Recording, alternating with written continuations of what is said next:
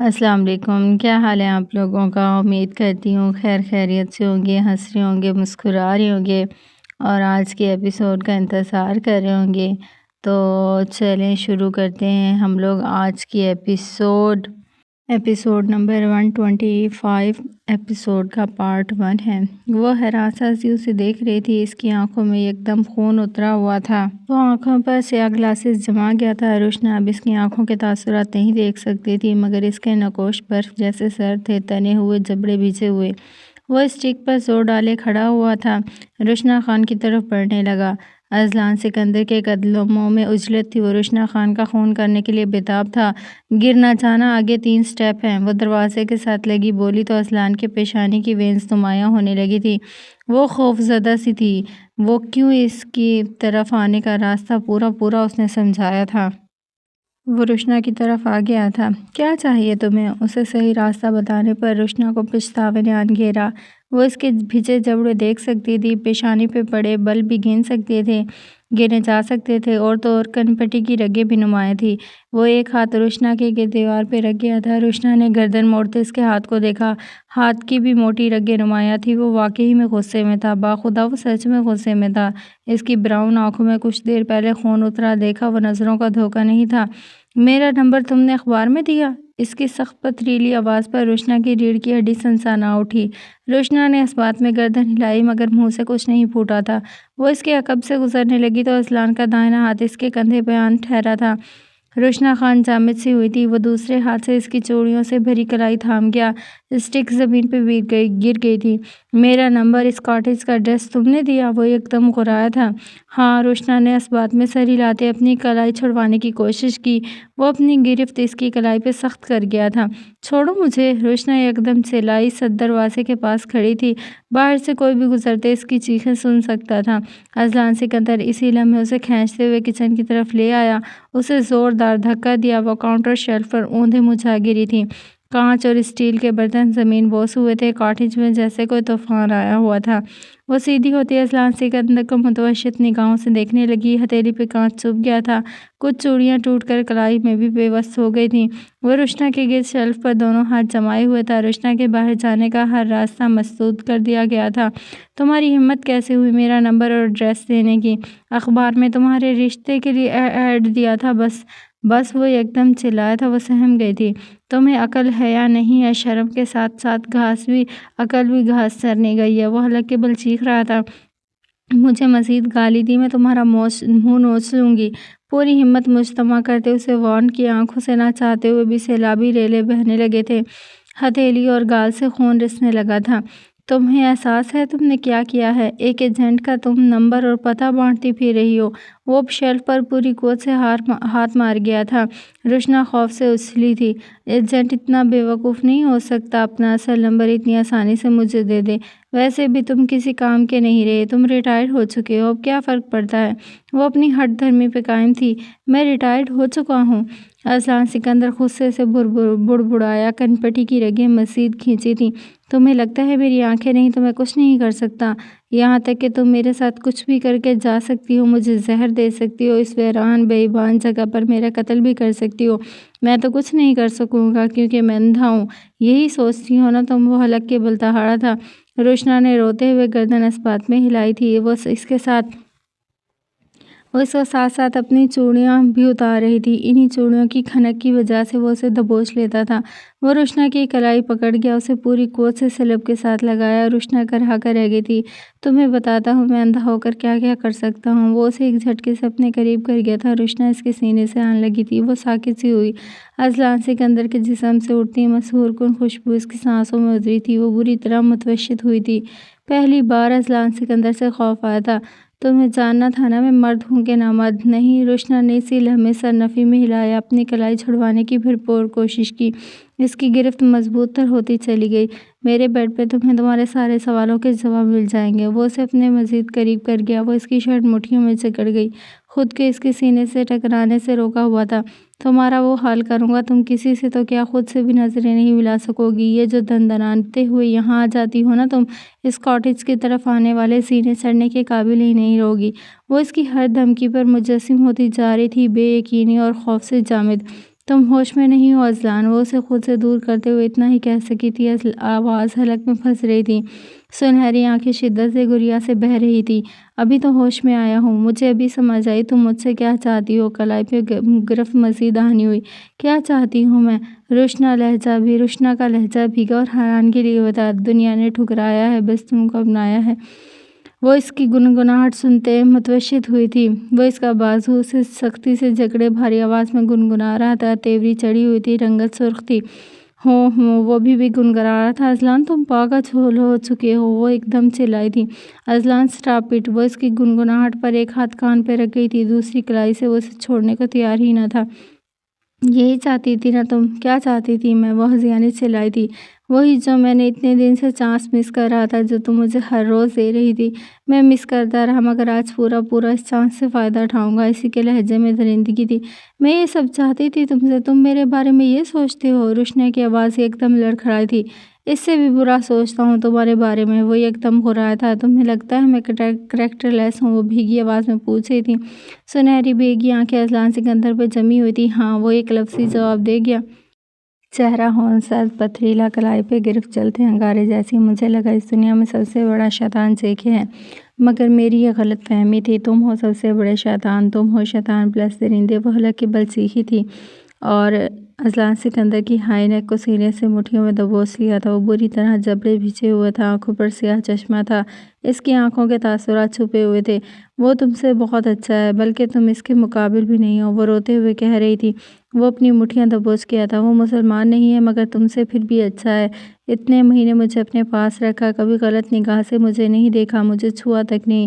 مجھ پہ ہر اٹھنے والی ہر آنکھ کو اس نے پھوڑ دیتا تھا، ہر ہاتھ کو وہ کاٹ دیتا تھا۔ اذلان سکندر کی مٹھی مزید سختی سے بھیجی۔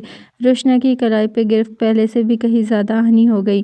اتنے مہینے اس کی قید میں رہی، کبھی اتنی اذیت نہیں ہوئی جتنی تمہاری لفظوں سے ہوئی ہے، تمہاری میرے بارے میں اتنی گھٹیا سوچ ہوئی ہے۔ روشنا خان نے اس کے سینے پہ ہاتھ مارتے اسے دور دھکیلا تھا۔ چوڑیاں کھنک اٹھی تھی، مگر اسے خود سے دور نہ دھکیل پائی تھی۔ وہ اس کی کلائی ہونچ دبوچے ہوئے تھا۔ انتقام لینے آئی تھی تم سے۔ جیکی کی قید میں ہر پل میں نے بھائی کا انتظار کیا اور تم ہر پل میری بددعاؤں کے حصار میں رہے۔ اتنی جیکے کو بددعائیں نہیں دی جتنی تمہیں دیں، کیونکہ میرے بھائی کو نہیں بتایا۔ کیوں تم نے میرے بارے میں ہر فیصلہ لیا؟ کیا لگتی ہوں میں تمہاری بہن، بیوی یا بیٹی؟ بتاؤ مجھے، کون ہوں میں تمہاری؟ وہ ایک دم گلائی، لہجہ ہونس بھیگا ہوا تھا۔ وہ خاموش کھڑا رہا، چہرے کا ہر تاثر ٹھنڈا فریز کر دینے والا۔ میں تمہاری کچھ نہیں لگتی تھی، اس لیے تو تم آرام سے بیٹھے رہے۔ بھاڑ میں جائے روشنا، میں تھی کون آخر تمہاری؟ مجھے جان سے بھی مار ڈالتا، تم تب بھی کچھ نہ کرتے۔ تم بزدل ہو، تم خود غرض ہو، تم بے غیرت ہو۔ اس کے سینے پہ مکے مارتی جا رہی تھی، چوڑیوں کی کھنک بڑھتی جا رہی تھی۔ ہر پل جیکے کی قید میں نے تمہارا اور بھائی کا انتظار کیا، مگر تم نہیں آئے، بھائی کو بھی نہیں آنے دیا۔ وہ بلک بلک کر رو دی تھی۔ میری بددعاؤں کی وجہ سے تمہاری آنکھیں چلی گئیں، تم پل پل مرو، تم سے دنیا کی ہر نعمت چھن جائے، یہی چاہا تھا۔ دیکھو، خدا نے تم سے دیکھنے کی نعمت بھی چھین لی۔ روشنا نے بولتے بولتے گہرا سانس لیا، اپنی شال سے اپنی آنکھیں رگڑی، ناک پوچھی۔ اذلان سکندر کو گہر بار نگاہوں سے گھورا۔ وہ دونوں ابھی بھی ایک دوسرے کے بے حد قریب کھڑے تھے، ہونس کلائی پہ جما جلتا لمس۔ میں نے جب تمہیں دیکھا، تمہاری آنکھیں جانے کی مجھے سب سے زیادہ خوشی ہوئی، لیکن تم سے انتقام لینے کے لیے میرا دل سلگتا رہا۔ یہی سوچا کہ تمہیں روز آ کر احساس دلاؤں گی، تم کچھ دیکھ نہیں سکتے، تم بے بس ہو۔ ویسے ہی بے بسی جو میں نے جیکے کی قید میں محسوس کی۔ پھر جب تمہیں بابو بنے دیکھا، ٹپ ٹاپ، یہ ہائی نیک، یہ اسٹاکنگ ٹراؤزر پہنے ہوئے، خوشبو لگائے پھرتے ہو، تب مجھے احساس ہوا تمہیں تو اپنی آنکھیں جانے کا کوئی غم ہی نہیں۔ تم سچ میں بے حس انسان ہو۔ وہ ہچکیاں لیتے ہوئے بولی۔ آنکھوں میں قہر مزید بڑھا تھا۔ اسے اذلان سکندر کے لبوں پہ مسکراہٹ امڑتی ہوئی محسوس ہوئی تھی۔ وہ اگلے ہی لمحے اسے یہ اپنی نظروں کا دھوکہ محسوس ہوا۔ وہ ویسا ہی ڈانگ بن کر کھڑا تھا، نقوش، سر تنے ہوئے، کلائی پہ اس کی گرفت مضبوط آہنی ہوئی تھی، شکنجے جیسی۔ میں نے سوچا تمہارا نکاح کسی بڑی عمر کی موٹی بھدی عورت سے کر دیتی ہوں۔ پیسے کی لالچ میں وہ تم سے نکاح کر لے گی، پھر کسی دن تمہیں مار دے گی، نہ رہے گا سانپ اور نہ رہے گی لاٹھی۔ اس طرح مجھ پہ کوئی الزام نہ آتا اور تم اوپر بھی پہنچ جاتے۔ وہ اپنے خطرناک ارادوں سے آگاہ کرتی۔ وہ اب ہچکیوں سے رو رہی تھی۔ اذلان سکندر اپنی ہائی نیک ہونٹوں تک کر گیا تھا۔ تم بے حس ہو، تم انتہائی بے شرم ہو، تم ہو گئے کریکٹر لیس۔ کبھی جے کے نے میری کلائی نہیں پکڑی، مجھے چھونا تو دور، ہاتھ میں رومال باندھ کر چھوتا تھا۔ اذلان سکندر کی گرفت ایک دم ڈھیلی پڑی تھی۔ انڈر ورلڈ کے ڈان کو کاٹا تھا میں نے، اس کی گردن پر چاقو پھیر دیا، کٹے جانور کی طرح میرے قدموں میں پڑ رہا تھا، پھر بھی اس نے مجھے کچھ نہیں کہا۔ تم ہو، تم نے مجھے دھکا دیا، میرے گال پہ کانچ چبھائے۔ کلائی میری جل رہی ہے۔ وہ اس کی کلائی اپنی گرفت سے ایک دم آزاد کر گیا تھا۔ اس کے گارڈ نے مجھے تھپڑ مارا تھا۔ جے کے نے اسی لمحے اسے موت کے گھاٹ اتار دیا۔ کٹے ہوئے گلے کے ساتھ بھی وہ اپنے گارڈ پر گولیاں چلا رہا تھا۔ تم سے تو وہ کئی گنا اچھا ہے، بہت اچھا ہے۔ اذلان سکندر کے نقوش ایک بار پھر سے تھن گئے تھے۔ یہ موازنہ اسے کچھ خاص پسند نہیں آیا تھا۔ اس نے تو کبھی نہیں کہا میں کریکٹر لیس ہوں۔ اسے میرے چادر نہ لینے پر اعتراض ہوتا تھا، وہ بھی اس لیے کہ میں مسلمان ہوں۔ تم اس غیر مسلم انڈر ورلڈ ڈان کے پاس ہی ٹھیک تھی۔ بہت یاد آ رہا ہے تو چلی جاؤ اس کے پاس۔ وہ پتہ نہیں کیوں بھڑک اٹھا تھا۔ اسی لمحے اذلان سکندر کے گال پر رشنا نے پوری قوت سے تھپڑ مار دیا۔ وہ ایک لمحے کو ساکت ہوا، آنکھوں میں خون اترا تھا، وہ مٹھیاں دبوچ گیا تھا، پیشانی پہ بل اور گہرے ہوئے، کن پٹی کی رگیں مزید نمایاں۔ I hate you, I hate you, اب کبھی میں تمہارے سامنے نہیں آؤں گی۔ وہ اس کے سینے پہ ہاتھ رکھے اسے خود سے دور دھکیل گئی۔ وہ پیچھے بھی ہو گیا تھا۔ رشنا اپنی شال اچھی طرح اوڑھتے بھاگتے ہوئے کاٹیج سے نکل گئی تھی۔ وہ کتنی دیر ساکت سا کھڑا رہا تھا۔ شیلف پہ ہاتھ مار کے اس نے باقی بچے کچے برتن بھی گرا دیے تھے۔ شیلف پر دونوں ہاتھ جمع، اس کی آنکھوں میں شعلے دہک رہے تھے۔ وہ ایک ایک کرتے کچن کا ہر برتن توڑتا چلا گیا تھا۔ کچھ تھا جو اذلان سکندر کو عجیب سا مشتعل کیے ہوئے تھا۔ وہ سرخ رنگ میں لانگ کوٹ پہنے ہوئے تھی۔ اس کے بال ہوا کی دوش سے لہرا رہے تھے۔ اس کے گال پر ابھی تک کانچ کے چبھنے کے نشان تھے، گردن پر ابھی تک ریشز تھے، آنکھ کے پاس بھی ہلکا سا کٹ تھا، ہاتھ پہ ابھی تک بینڈیج ہوئی تھی۔ پیرس کی سرد ہوائیں اس کی ناک اور گال سرخ کیے ہوئے تھے۔ وہ اس وقت ایفل ٹاور کی دوسری منزل پر کھڑی تھی۔ وہ اوپر سے پورے پیرس کو دیکھ سکتی تھی، اوپر سے بہتا دریا بھی دیکھ سکتی تھی۔ ایسا لگتا تھا پورے دریا اس کے درمیان بہہ رہا ہو۔ زمر خان کی سرمئی آنکھوں میں اس کے خوابوں کی جلتی لو تھی۔ فرحاد دورانی اس کے پاس ہی کھڑا تھا۔ وہ پلٹی تھی اور فرحاد دورانی کو دیکھنے لگی۔ اشمارٹ کے سی ای او کو مجھ سے کیا مسئلہ ہے؟ یہ سوال غیر متوقع تھا۔ فرحاد دورانی کے آئی بروز سوالیہ انداز میں اوپر اچکے تھے۔ وہ اس وقت سفید رنگ کی پینٹ پر سیاہ ہوڈی پہنے ہوئے تھا۔ گرم ہوڈی میں اس کا کسرتی بدن بے حد نمایاں تھا۔ ایسے لگتا تھا فرحاد دورانی کو اپنے جسم کی نمائش کرنے کا بے حد شوق تھا۔ وہ اپنی چارمنگ پرسنالٹی سے واقف تھا، وہ ہر جگہ نمایاں رہنا چاہتا تھا۔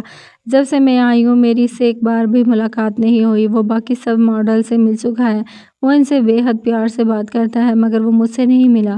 میں نے کوشش کی مگر اس کی سیکرٹری نے کہا وہ مجھ سے ملنا نہیں چاہتا اور مجھے اس کا ایک کارڈ موصول ہوا ہے۔ کارڈ؟ فرحاد دورانی ایک دم ٹھٹکا تھا۔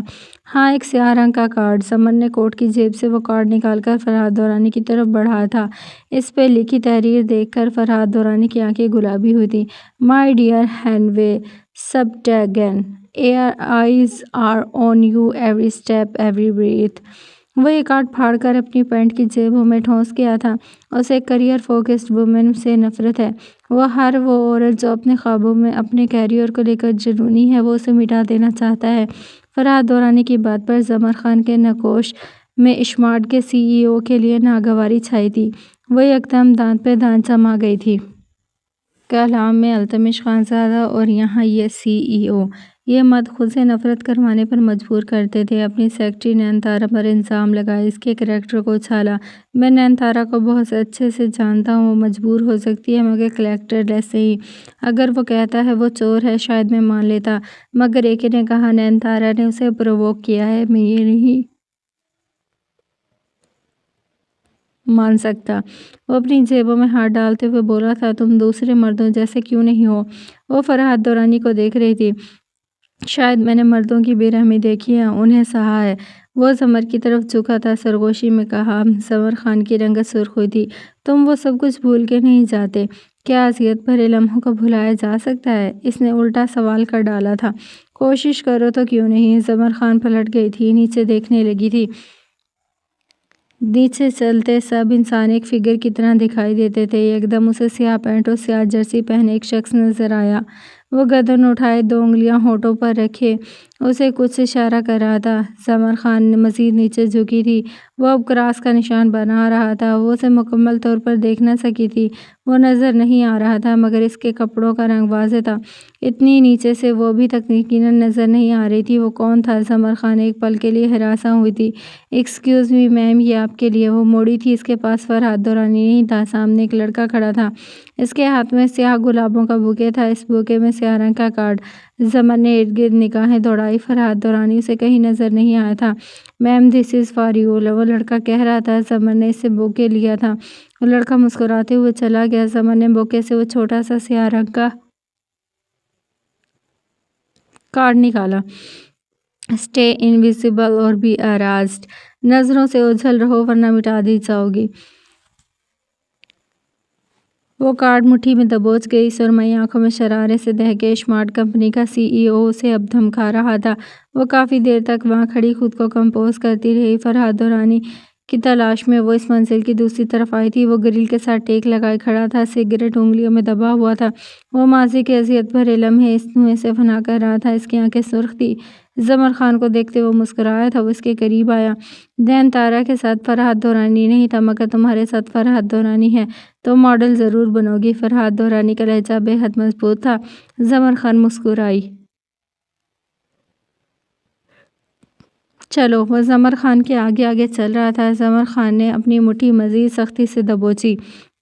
وہ آج رات وہ اس اے سے مل کر رہے گی۔ وہ اس سے کیا چاہتا ہے؟ آنکھوں میں آنکھیں ڈال کر سوال پوچھنا تھا۔ اس کے خوابوں کے راستے میں اب کوئی بھی نہیں آ سکتا تھا۔ وہ لفٹ کے ذریعے اس ہوٹل کی 10ویں منزل پر آئی۔ پیرس میں اس وقت رات کے 12 بج رہے تھے۔ اس بار التمش عرف اے سے ملنے کی اجازت نہیں لی تھی۔ ایک بار صرف ایک بار اس سے پوچھنا تھا وہ اس سے کیا چاہتا ہے۔ بطور ماڈل اس میں وہ سب خوبیاں تھیں جو ایک ماڈل میں ہونی چاہئیں۔ وہ اس فیشن شو کی مین ماڈل نہیں تھی مگر پھر بھی وہ اس سے دشمنی کیوں لگائے ہوئے تھا؟ فرحت دورانی کے بارہا یقین دلانے کے باوجود اسے اسمارٹ کے سی ای او سے خوف آ رہا تھا۔ وہ اسے کہیں واقعی میں مائنس نہ کر دے۔ وہ التمش خانزادہ اور زاویار سے لڑتے یہاں تک پہنچی تھی۔ ایک بار وہ پھر سے کسی مرد کی سو کارڈ غیرت اور اس کی سطحی سوچ کی بھینٹ نہیں چڑھ سکتی تھی۔ وہ اس وقت سیاہ گرم ٹائٹس کے اوپر گرے رنگ کی لانگ ڈھیلی ڈھالی جیسی پہنی ہوئی تھی۔ گردن میں مفرل لپٹا ہوا تھا۔ ہلکی سنہری بالوں پر ہیئر بینڈ لگا ہوا تھا۔ وہ اپنی لک سے کسی کو بھی گھائل کر سکتی تھی مگر اس وقت وہ صرف اپنے باس سے ملنے جا رہی تھی۔ وہ اس سے واقعی صرف ایک موقع چاہتی تھی۔ وہ التمش ملک کے کمرے کے سامنے کھڑی تھی۔ اس کے کمرے کا دروازہ ذرا سا کھلا ہوا تھا۔ جھانک کر دیکھو تو کمرے میں گھپ اندھیرا چھایا تھا۔ گہرے سانس لیتے زمر نے دروازہ نوک کیا مگر اندر سے کوئی آواز نہیں آئی تھی، کوئی جواب نہیں آیا تھا۔ زمر خان نے 2-3 بار دروازہ نوک کیا مگر اندر سے گہری خاموشی ہی چھائی رہی۔ وہ مایوس ہو کر پلٹ کر جانے ہی لگی تھی کہ اسے کمرے سے کچھ عجیب سی آوازیں آئیں، جیسے کوئی بری طرح کھانس رہا ہو، الٹیاں کر رہا ہو۔ وہ کچھ سوچ کر اندر آ گئی۔ دیوار پہ ہاتھ مارتے سوئچ بورڈ تلاشنے کی کوشش کی مگر اپنی کوشش ناکام رہی۔ وہ دھیرے دھیرے آگے بڑھنے لگی۔ کسی چیز پر اس کا پیر آیا تھا۔ وہ لڑکھڑاتے ہوئے زمین بوس ہو گئی تھی۔ کارپیٹ کی وجہ سے اس کی بچت ہو گئی مگر پاؤں جیسے مڑ گیا۔ اسے ہلکی سی موچ آئی تھی۔ زمر نے اندھیرے میں ہاتھ مارا۔ وہ ایک بوتل تھی، کانچ کی بوتل جس پہ اس کا پیر آیا تھا۔ وہ کانچ کی بوتل کی ساکھ سے اندازہ لگا چکی تھی۔ اس کا باس الٹیاں کیوں کر رہا ہے؟ آواز مزید تیز ہو گئی تھی۔ واش روم میں اس کا باس بری طرح کھانس رہا تھا، ایسے جیسے اسے سانس نہ آ رہی ہو۔ وہ ابکائیاں لے رہا تھا۔ زمر خان کی پیشانی پر سلوٹیں نمودار ہوئیں۔ اسے اپنے باس سے کوئی ہمدردی نہ رہی تھی۔ وہ اٹھ کھڑی ہوئی۔ وہ جانے ہی لگی کہ اسے واش روم سے کچھ ٹوٹتا ہوا محسوس ہوا، جیسے کسی نے کوئی بھاری چیز اٹھا کر کانچ پہ دے مارا ہو یا کوئی اپنے پورے وزن سمیت کانچ پہ گرا ہو۔ وہ رک گئی تھی۔ لب کاٹتے وہ متزلزل کی کیفیت میں تھی۔ وہ کیا کرے؟ وہ رکے یا چلی جائے یا نیچے جا کر ریسیپشن پہ باس کی حالت کے بارے میں بتا دے؟ یکدم اسے دل خراش چیخ کی آواز سنائی دی، باس! زمر خان نے بدحواس ہوتے دروازہ کھٹکھٹایا۔ اندر سے کوئی چیخ رہا تھا، بے تحاشا چیخ رہا تھا۔ کوئی دہاڑے مار مار کر رو رہا تھا۔ ایک اونچا، لمبا، مضبوط مرد رو رہا تھا، چیخ رہا تھا۔ اس کی چیخوں میں درد تھا۔ زمر خان گپ چپ مہر بے لب ہوئی تھی۔ باس دروازہ کھولیں پلیز۔ زمر خان نے دروازہ زور زور سے کھٹکھٹایا۔ چیخوں کی آواز تیز ہوتی جا رہی تھی۔ ایسا لگ رہا تھا اس کا باس اپنے ہاتھ کی ضربیں پوری زور سے، قوت سے دیوار پر مار رہا ہے۔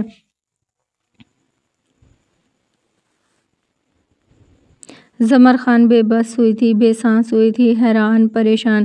اب اسے پیٹنے کی آواز آئی جیسے وہ خود کو مار رہا ہو۔ اسے پھر سے رونے کی آواز آئی۔ اس کا باس اونچی آواز میں رو رہا تھا۔ وہ ساکت سی کھڑی رہی تھی۔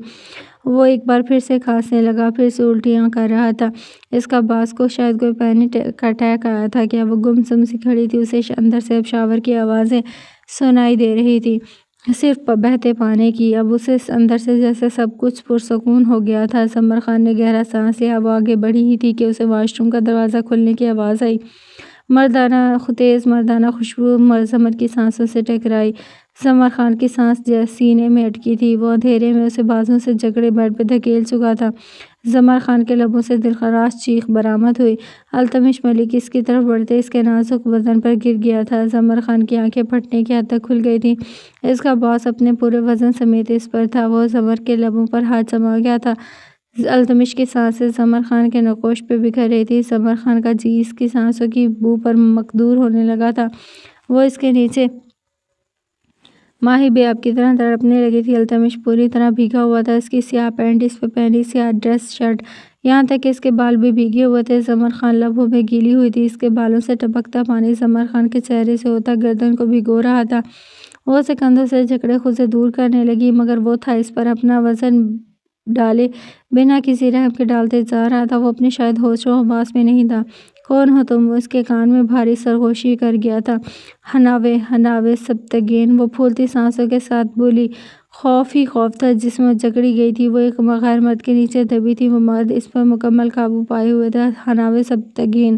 التمش کی سرگوشی بوجھل اور بھاری ہو گئی۔ وہ اس کے کان میں کہکہا لگا گیا تھا۔ شکار خود چل کر میرے پاس آ گیا۔ ٹھنڈی سرگوشی۔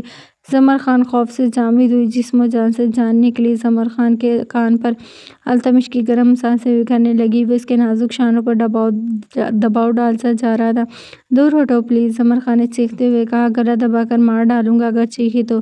وہ اس کے کان کی لو کو کاٹتا کرایا۔ زمر خان کی آنکھیں پھٹنے کی حد تک کھل گئی تھیں۔ دوسرے ہی لمحے زمر خان نے سائڈ ٹیبل پر پڑا واز اٹھا کے التمش کے سر کے پچھلے حصے پہ دے مارا۔ وہ چیختے ہوئے اپنے سر کے پچھلے حصے پر دونوں ہاتھ جما گیا۔ زمر خان بھی چیخنے لگی تھی۔ اس کی آنکھوں پر مقابل کا ٹپ ٹپ خون گرتا جا رہا تھا۔ وہ آنکھیں میچے بس چیختی جا رہی تھی۔ You bastard! وہ دہاڑا تھا۔ زمر خان کی گردن دبوچ لی۔ زمر خان خود کو چھڑوانے کے لیے ہاتھ پیر مارنے لگی۔ وہ اس کی گرفت سخت تھی، لوہے جیسی۔ زمر خان ساکت ہوئی، چہرہ نیلا ہوا۔ یکدم التمش کی گرفت ڈھیلی ہوئی۔ وہ ہوش کھوتے زمر خان پر گر گیا تھا۔ ساکت وجود کے ساتھ اس کے سر سے بہتا خون زمر خان کو مکمل بھگو چکا تھا۔ گردن، چہرہ خون سے تر تھا۔ وہ گہرے گہرے سانس لیتی سہمی سی پہ اڑی تھی۔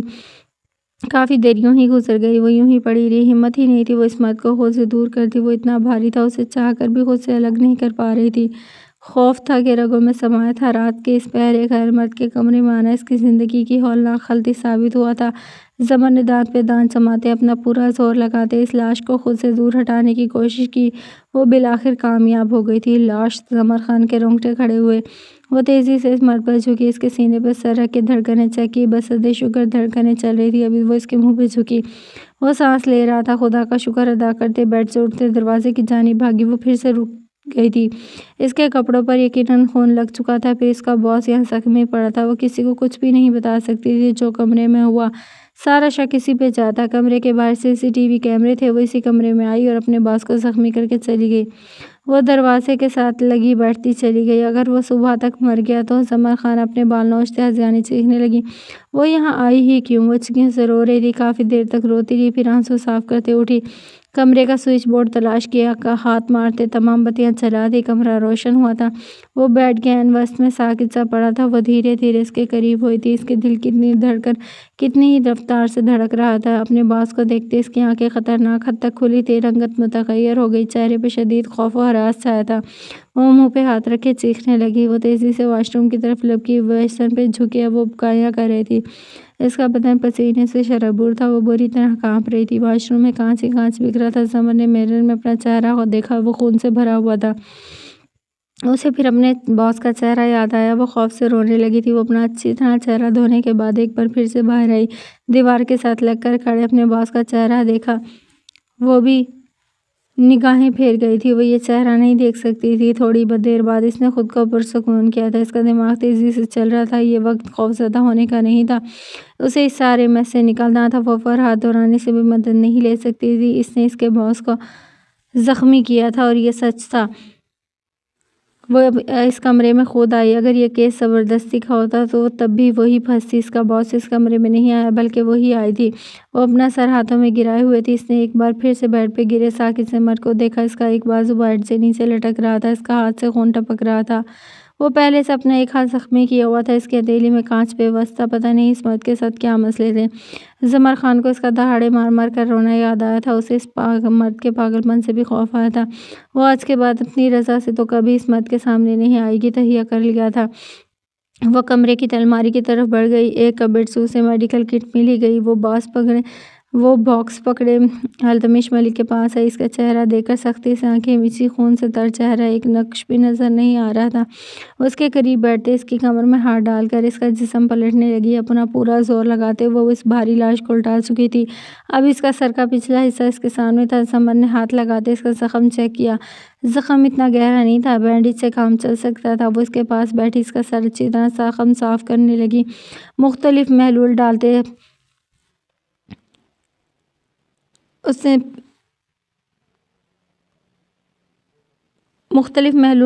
ہوئے وہ اس کے سر کے اوپر پٹی کرنے لگی تھی، لیکن زخم صاف کرتے ہوئے اسے اس کے گھنے بالوں کی وجہ سے مشکل درپیش آ رہی تھی۔ کینچی پکڑتے پیچھے سے بال کاٹ ڈالے، اوپر نیچے اسے جو سمجھ آتا گیا وہ اس حصے سے بال کاٹتی چلی گئی تھی۔ وہ اس کے پاس بیٹھی، اتنے گھنے بال دیکھ کر اسے ایک پل کے لیے التمش یاد آیا تھا۔ دوسرے لمحے اپنی ہر سوچ کو جھٹکا تھا، وہ اپنا آپ بیچ بھی ڈالتا، یہاں نہیں آ سکتا تھا، کر رہا ہوگا شہر میں محنت مزدوری، بس یہی کر سکتا ہے۔ تنفس سے سوچا، اچھی طرح زخم صاف کرتے احتیاط سے بینڈیج کیا۔ وہ اس کے ہاتھ کی بینڈیج کر رہی تھی، زمین پر گھٹنوں کے بل بیٹھتے، اس کی ہتھیلی سے کانچ نکالتے، اس کی زخمی ہتھیلی پر ٹپکتے خون کو روکنے لگی، کہیں اس کا باس اپنے ہی دیے گئے زخموں کی وجہ سے نہ مر جائے، الزام اس پہ آ جائے گا۔ وہ اس کی ہتھیلی کی بینڈیج کرنے پر مجبور تھی۔ وہ اس کی بینڈیج کرتے اٹھی، اس کے پیروں کی طرف بڑھتی، اس کے شوز اتارنے لگی، سب کچھ گیلا تھا، کہیں وہ ٹھنڈ سے ہی نہ مر جائے، اب یہی خیال آیا تھا۔ وہ لب کاٹتے اپنے باس کی طرف بڑھی، اس پہ اچھی طرح رسائی تھی، وہ مر کر بھی اس کے کپڑے نہیں اتار سکتی تھی، چاہے اس کی وجہ سے وہ مر ہی جائے، لیکن کہیں سچ میں مر ہی نہ جائے۔ وہ پھر سے پریشان ہوئی، وہ اپنے باس کی طرف آئی تھی، وہ تذبذب کا شکار ہوئی تھی، گہرے سانس لیتے خود کو دیکھا، اس کے کپڑوں پر خون لگا تھا۔ وہ کمرے کی الماری کی طرف بڑھی، الماری میں لٹکے ایک سیاہ رنگ کا ٹراؤزر ہینگر سے اتارا، ایک سفید رنگ کی شرٹ اتاری، وہ جلدی جلدی کپڑے چینج کیے، بدن سے اترے کپڑے ایک شاپنگ بیگ میں ڈالتے وہ کمرے سے باہر نکل آئی۔ اپنے کمرے تک آتے اس کی ٹانگیں کانپ رہی تھی، اب صبح ہونے کا انتظار تھا۔ اس کا باس اگر بچ گیا تو اس کا کیا حال کرتا ہے، اگر مر گیا تو یہاں کی پولیس۔ وہ اس سے آگے کچھ سوچ ہی نہ سکی، بیڈ پر لیٹتے لحاف سر تک اڑ گئی تھی، اس کا بدن پورا پسینے سے شرابور تھا، اب بس صبح کی روشنی کا انتظار تھا، یہ روشنی اس کے لیے کیا قیامت لاتی ہے۔ وہ سرد و سپاٹ نقوش کے ساتھ ڈرائیو کر رہا تھا، 2 بار ایکسیڈنٹ ہوتے ہوتے بچا تھا۔ وہ جو گاڑی اس سے آگے نکلتی وہ اسے گندی سی گالی دیتا، گاڑی روکے وہ سیٹ سے ٹیک لگا کے آج کل وہ سب وہ کر رہا تھا جو اس کی شخصیت سے میل نہیں کھاتا۔ جب تمہارے پاس سیف رہ سکتی ہوں تو آسان سکندر کے ساتھ بھی رہ سکتی ہوں۔ میرے لیے وہ قابل اعتماد مرد ہے، میں نے اس کی آنکھوں میں اپنے لیے احترام دیکھا ہے، اس کے علاوہ کچھ نہیں دیکھا۔ وہ عزت تم بھی مجھے نہیں دے سکتے تھے جو وہ مجھے دیتا ہے۔ وہ اس کے لفظ یاد کرتے، عزت کی انتہا پہ سبھی قابل اعتبار ہیں سوائے میرے، ساری دنیا پر اعتبار کرنا ہے، بس اپنے شوہر پہ نہیں کرنا۔ وہ بڑبڑاتے ہوئے سیدھا ہوا، گاڑی کی انگیش میں چابی گھمائی، قبر سے اٹھ کر ساحر آ کے کہے گا کہ اسے میں نے مارا، اس بات پر بھی اعتبار کر لے گی۔ وہ گاڑی سٹارٹ کر گیا تھا، موبائل رنگنگ پر، ڈیش بورڈ سے فون اٹھایا، نام دیکھتے فون کرنے والے کو موٹی سی گالی دی تھی، پھر کال ریسیو کرتے کان سے لگا ہی گیا تھا۔ وہ اس وقت اس انسان کی کال سننے کے موڈ میں نہیں تھا، مگر اس انسان کے پاس اس کا بیوی اور بچے تھے، مجبوری تھی، کال اٹھا لی گئی۔ چہرے کے نقوش سخت رہے، بولو بے حد شائستگی سے کہا، مگر شریان میں خون ابلتا رہا، اگر تم زرمش کو اپنے پاس نہیں رکھ سکتے، میری بہن تمہارے لیے قابل اعتبار نہیں رہی تو اسے طلاق دے دو۔ حیدر خان بھی بنا کسی لگی لپٹی کے مدعے پر آیا تھا، وہ دونوں ہی ایک دوسرے کے لیے ناپسندیدہ ترین شخصیات تھے۔ حیدر خان کو بھی اس کی آواز سن کر ذرا خوشی نہیں ہوئی تھی، زرمش کی وجہ سے ہی دونوں یہ تعلق نبھانے پر مجبور تھے۔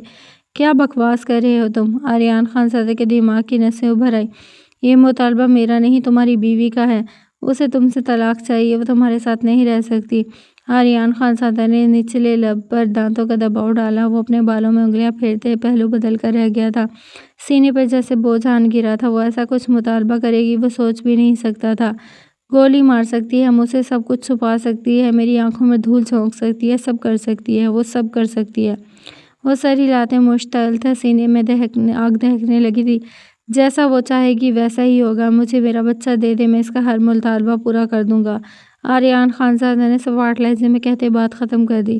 مگر طلاق پہلے بھی ہو سکتی ہے، بچہ پیدا کرنے کے بعد وہ تمہاری نگاہ میں نہیں رہے گی، اسی لمحے آزاد ہو جائے گی۔ ایسے معاملے زیادہ طول نہیں پکڑے گا۔ حیدر خان کی بات پر اس کی سبز آنکھوں کی وز نمایاں ہوئی تھی، سینے میں جیسے سانسیں اٹکی تھی، سینے میں گرہن سی پڑ گئی تھی۔ وہ ایک ہاتھ سے اپنی شرٹ کے بٹن کھولنے لگا۔ ایسا چاہتی ہے وہ؟ اس نے آگ برساتے لہجے میں پوچھا۔ یہی چاہتی ہے، جس مرد کو اس پر اعتبار ہی نہ ہو، وہ اب اس کے ساتھ ایک پل نہیں گزارنا چاہتی، اس کے ساتھ ایک چھت تلے نہیں رہ سکتی۔ وہ کہتی ہے آریان کا نام ہی اس کی سانسیں بند کرتا ہے۔ حیدر خان اطمینان سے بوتے اپنے پیر سامنے شیشے کی میز پہ رکھ گیا تھا۔ مزے سے صوفے سے ٹیک لگا لی، لذت کی انتہا۔ اف، آ رہا ہوں میں، یہی سب کچھ میرے سامنے کہی تو جان چھوڑ دوں گا اس کی۔ وہ کہتے ہوئے فون بند کر چکا تھا۔ موبائل پکڑے وہ کتنی دیر ساکت سا بیٹھا رہا، سانسیں سینے میں اٹک رہی تھی، سبز آنکھیں سرخ تھی، پورے وجود کی رگیں ظاہر تھی۔ وہ کہہ دے گی، وہ یہ سب کچھ کہہ دے گی، وہ جانتا تھا۔ اس کے لیے چھوڑنا بہت آسان تھا۔ وہ سر ہاتھوں میں گرا گیا، بال مٹھیوں میں جکڑے، وہ وحشت زدہ تھا۔ دونوں اس مقام پر آ گئے تھے، اعتبار کی ڈور بے حد کچی ہو گئی تھی، یقینی اور عدم یقینی میں الجھا ہوا رشتہ۔ مجھے چھوڑنا تمہارے لیے بہت آسان ہے مسز خان۔ وہ سر ہاتھوں سے اٹھائے ایک دم چلایا تھا۔ یہ نام بھی چبھتا ہے نا، تو میں چھین لوں گا تم سے اپنا نام، ہر جذبہ، اپنی محبت، تمہارے پاس کچھ نہیں رہنے دوں گا۔ اس نے گاڑی سٹارٹ کیا، وہ پاگلوں کی طرح ڈرائیو کر رہا تھا۔ گولی مار سکتی ہو مجھے، بھرے مجمع میں مجھے قاتل کہہ سکتی ہو، تم کچھ بھی کر سکتی ہو۔ وہ ڈرائیو کرتے اب خود سے کہہ رہا تھا، سپیڈ تھی کہ بڑھتی جا رہی تھی۔ کسی مرد کے ساتھ 3 مہینے رہ سکتی ہو، میری آنکھوں میں آنکھیں ڈالے مجھے غلط کہہ سکتی ہو، تم سب کر سکتی ہو۔ وہ اسٹیئرنگ پہ ہاتھ مارتے ہوئے اب زور زور سے چلا رہا تھا۔ گاڑی اس کے کنٹرول سے باہر ہوئی، اس نے آگے جا کر گاڑی کو ٹھوک دیا، سر اسٹیئرنگ سے جا ٹکرایا۔ وہ بے آواز کراتے ہوئے سیدھا ہوا، پیشانی پر ہاتھ لگایا، پیشانی زخمی تھی۔ وہ گاڑی کا دروازہ کھولتے باہر آیا۔ اگلی گاڑی میں ایک فیملی تھی۔ مرد گاڑی سے نیچے اتر آیا۔ آریان اس سے معذرت کرنے لگا، وہ پولیس کو بلانا چاہتا تھا۔ دیکھتے دیکھتے جگمگ کھٹا ہو گیا۔ وہ خود پہ قابو پائے مسلسل معذرت کر رہا تھا۔ معاملہ کسی بھی طور پولیس تک پہنچنے نہیں دینا چاہتا تھا۔ وہاں کے مقامی لوگوں نے بھی اس میں پڑتے صلح صفائی کروائی تھی، ہزاروں روپے دے کر جان چھوٹی تھی۔ وہ اپنی پینٹ میں والٹوں سے گاڑی میں بیٹھا۔ گاڑی کا رخ اب حویلی کی طرف تھا۔ جو وہ چاہتی تھی وہ دینا ہی تھا۔ نس نس میں آگ بھڑک رہی تھی۔ التمش نے کراتے ہوئے آنکھیں کھولی، پورا جسم پھوڑے کی مانی دکھ رہا تھا۔ وہ اپنی میچھی آنکھیں کتنی دیر تک کھول نہ سکا تھا، روشنی آنکھوں میں چبھ رہی تھی۔ وہ کراتے ہوئے اپنے سر کو جکڑے ہوئے تھا، پورا کمرہ گھومتا ہوا محسوس ہوا۔ بلائنڈ سٹے ہوئے تھے، اس لیے سورج کی روشنی اب اندر آ رہی تھی۔ وہ پھر سے آنکھیں مچ گیا تھا۔ کل رات کو کیا ہوا وہ یاد کرنے لگا۔ اس نے ڈرنک کی، پھر اس کے بعد اسے کوئی ہوش نہیں تھا۔ وہ الٹیاں کرتا رہا، یہاں تک اسے یاد تھا آگے کیا ہوا کچھ یاد نہ تھا۔ وہ ایک بار پھر زور سے آنکھیں میچ گیا تھا۔ کون ہو تم؟ اسے اپنی سرگوشی سنائی دی، وہ الگ سی خوشبو، ہاں وہ خوشبو جو بس اس عورت سے آتی تھی، اس عورت کے جسم سے آتی تھی۔ وہ ایک دم آنکھیں کھول گیا تھا، اس کی آنکھوں میں خون اتر آیا تھا۔ وہ یہاں کہاں؟ وہ اس طرح ضائع مسکرایا، بیٹھی ہوگی عالی شان حویلی کے کمرے میں، زاویان نے اس کے لیے وہ کمرہ زندان بنا دیا ہوگا۔ وہ ہنسا تھا، سر کو جکڑے وہ ہنس رہا تھا، سر درد سے ہوتا ہوا پورے جسم میں، پورے وجود میں اتر رہا تھا۔ وہ پھر سے آنکھیں میچ گیا، یاد کرنے لگا کل رات کیا ہوا تھا۔ وہ اس کے نیچے تڑپ رہی تھی، لیکن کیوں؟ رات کے اس پہر وہ اس کے کمرے میں کیوں آئی؟ وہ تلخی سے ہنسا تھا۔ ہر عورت ڈھکوسلا ہوتی ہے، اپنے خواب پورا کرنے کے لیے کچھ بھی کر سکتی ہے۔ کل رات خود ہی مجھے بیچنے آئی ہوگی۔ اسے اس ماڈل سے شدید نفرت ہوئی تھی۔ وہ سر کو جکڑے اٹھ کر بیٹھتے پاؤں بیڈ سے نیچے لٹکا گیا تھا۔ التمش کو زمین پر پڑے واس نظر آیا تھا۔ وہ کراتے ہوئے کھڑا ہوا، سلیپر پہنتے واش روم کی طرف بڑھا۔ خود کو آئینے میں دیکھا، اس کے سر کی بینڈیج ہوئی تھی، چہرے پہ خون جم چکا تھا۔ وہ واش بیسن کا نل کھولتے ہوئے اپنا چہرہ دھونے لگا۔ شکار خود چل کر میرے پاس آ گیا، اسے اپنی آواز سنائی دی۔ وہ چہرے پر پانی کے چھینٹے مارتے مارتے رکا، آئینے میں سرخ آنکھیں گاڑی، گلا دبا کر مار ڈالوں گا اگر چیخی تو۔ اس نے ہناوے کی کان کی لو پر کاٹا تھا۔ اور کچھ اس کے سر پہ آن لگا تھا۔ وہ اپنے سر کے پچھلے زخم پر ہاتھ لگا گیا۔ یو باسٹرڈ، اسے اپنی گالی سنائی دی تھی۔ حناوے کی گردن وہ جکڑ گیا تھا۔ وہ خود کو چھڑوا رہی تھی۔ وہ لب بھی آئینے میں دیکھ رہا تھا۔ وہ خود کو اگر بیچنے آتی تو اسے مارتی کیوں؟ حناوے بے گناہ تھی۔ وہ بدمزہ ہوا تھا۔ ہر عورت کو سمر خان جیسا ہونا چاہیے تھا۔ وہ دانت پہ دانت جمائے جھکتے ہوئے پھر سے چہرہ دھونے لگا۔ سیدھا ہوتے ہوئے اپنا چہرہ ٹاول سے پوچھا، اپنے سر کے پچھلے زخم کو ہاتھ لگایا۔ اسے کچھ عجیب لگا۔ اس نے پھر سے اپنے زخموں کو انگلیوں سے ٹٹولا۔ اس کے زخم والے حصے اور اس کے گرد بال ہی نہیں تھے۔ وہ واش بیسن کے سلیبس پر جھنجھلاتے ہوئے مکہ مار گیا تھا۔ حناوے کا خون کرنے کا دل چاہا۔ اس طرح کوئی بال کاٹتا ہے کیا؟ وہ کتنی دیر وہاں کھڑا رہا۔ آہستہ آہستہ اس کا غصہ ٹھنڈا ہونے لگا۔ اس کے تاثرات ڈھیلے پڑ گئے۔ لڑکی انٹریسٹنگ تھی۔ وہ امپریس ہوا تھا۔ وہ اس کے کمرے میں آئی، اسے زخمی کر کے چلی گئی، پھر اس کی مرہم پٹی بھی کر کے چلی گئی۔ واہ واہ، وہ میرر میں دیکھتے تالیاں بجاتے اب اسے داد دے رہا تھا۔ اپنے ہاتھ کو دیکھا، اس کے ہاتھ کی بھی بینڈیج کر کے گئی تھی۔ وہ مزید متاثر ہوا تھا۔ وہاں بھی مرہم رکھا جو زخم اس کے نہیں دیے گئے تھے۔ وہ ہنستے ہوئے باہر آیا تھا، الماری کی طرف بڑھا۔ ان گندے بدبودار کپڑوں سے جان چھڑوانی چاہیے۔ الماری میں اپنا ایک ٹراؤزر اور شرٹ مسنگ دیکھتے وہ مسکرایا۔ لڑکی چور بھی تھی۔ وہ مزید اس لڑکی کا فین ہوا تھا۔ کپڑے بدلتے وہ صوفے پہ آن بیٹھا۔ سامنے پڑی چھوٹی شیشے کی میز پر ٹانگیں پھیلائے وہ سگار سلگانے لگا۔ سگار لبوں میں دبائے وہ آنکھیں موند گیا تھا۔ پیرس کی جیل کی سیر نہ کروائی اس حناوے صدقین کو تو میرا نام التمش ملک نہیں۔ وہ ہنسا تھا اور ہنستا ہی چلا گیا تھا۔ وہ ایک اور کیریئر فوکسڈ عورت کے خواب نگلنے لگا تھا۔ اس کا شیطانی دماغ تیزی سے چل رہا تھا۔ لبوں پہ مکروہ مسکراہٹ تھی۔ چلیں جی، یہ تھی ایپیسوڈ 125 کا پارٹ 1۔ لیکن اس سے پہلے میں آپ لوگوں سے ایک بات کرنا چاہوں گی کہ آپ لوگوں کو جو ٹارگٹ دیا جاتا ہے آپ اس سے کمپلیٹ ہی نہیں کرتے۔ اور اب آپ ریڈرز آپ خود خیال کریں، دیکھیں آپ ویوز دیکھیں اور اس کے بعد آپ لوگ سبسکرائبرز دیکھیں، اور لائکس بھی بہت کم ہوتے جا رہے ہیں۔ کیوں ایسے کیوں؟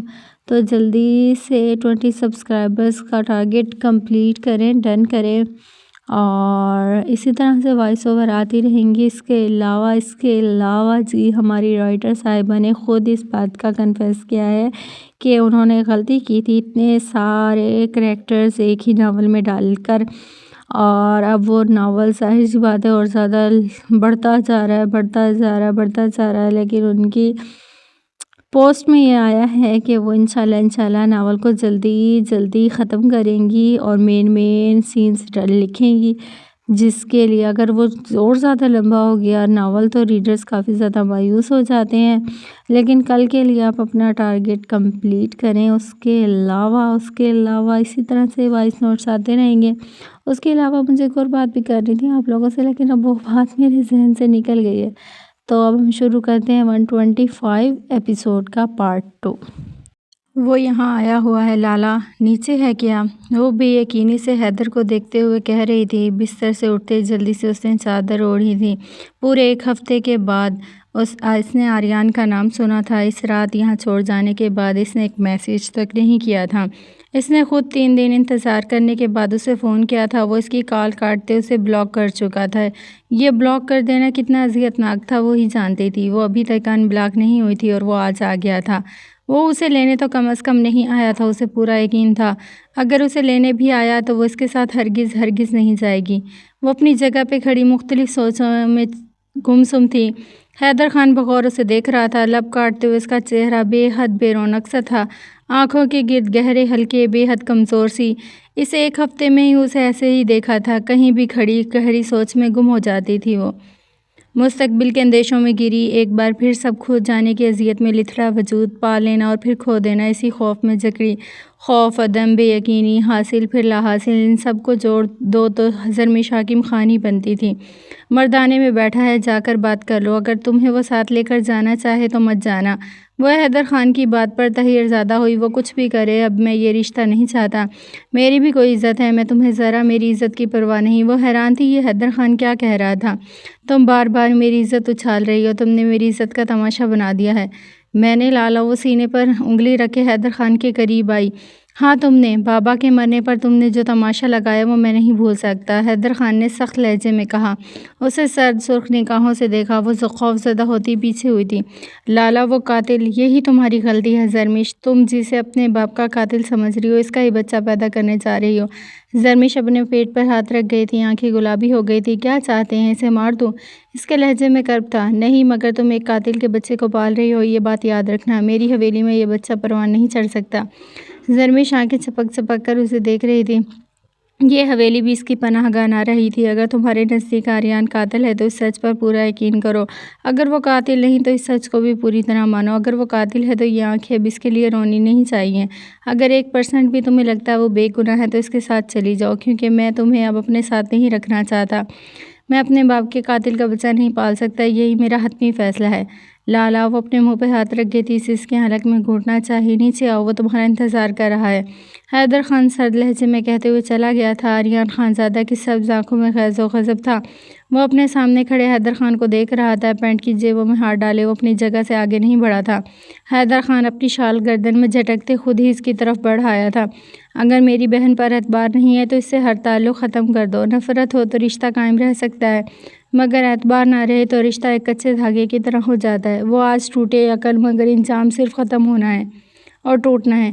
میری بہن جوان ہے، خوبصورت ہے، آگے بڑھ سکتی ہے۔ مجھے نہیں لگتا وہ ساری عمر اس مرد کا انتظار کرتی رہے گی جو اس پر اعتبار نہیں کرتا۔ پینٹ کی جیبوں میں آریان خانزادہ کی مٹھیاں بھیج گئی تھیں، آنکھوں میں غضب کی سرخی دوڑنے لگی۔ اعتبار ہے تو میری بہن کو لے جا سکتے ہو، اگر نہیں تو چلے جاؤ، خلا میں خود ہی لے لوں گا۔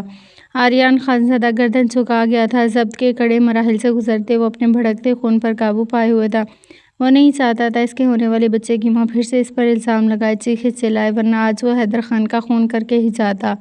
وہ گردن جھکائے کھڑا رہا۔ وہ مسز خان سے اب صرف زرمش تھی، بیوی سے اب صرف اس کے بچے کی ماں رہ گئی تھی۔ ان دونوں کا تعلق کسی نہج پر آ گیا تھا۔ وہ کب اس کے سامنے آن کھڑی ہوئی پتہ ہی نہیں چلا کہ دونوں کے درمیان حیدر خان کب سے نکل کر جا چکا تھا۔ وہ اس کے سامنے ہے، اسے خبر ہی نہ ہو سکی تھی۔ وہ یوں ہی گردن جھکائے کھڑا رہا، لب دانتوں تلے دبائے، وہ اذیت کی انتہا پہ تھا۔ آریان! زرمش نے اسے بھیگی آواز میں پکارا۔ وہ تقریباً 20 منٹ سے اس کے سامنے کھڑی تھی، اس نے گردن تک نہ اٹھائی تھی۔ پتہ نہیں وہ انجان بننے کا دکھاوا کر رہا تھا یا سچ میں اسے دیکھا نہیں تھا۔ زرمش کی آنکھوں میں شاکی پن کا تاثر ابھر آیا، آنکھیں گلابی آنکھوں میں نمی تیر رہی تھی۔ وہ گردن اٹھائے اب اسے دیکھ رہا تھا، ٹھنڈی سرخ آنکھیں، ہر جذبے سے بیدار سوراخیں۔ وہ ان سبز آنکھوں میں کہیں بھی نہیں تھی۔ کیا ہوا ہے؟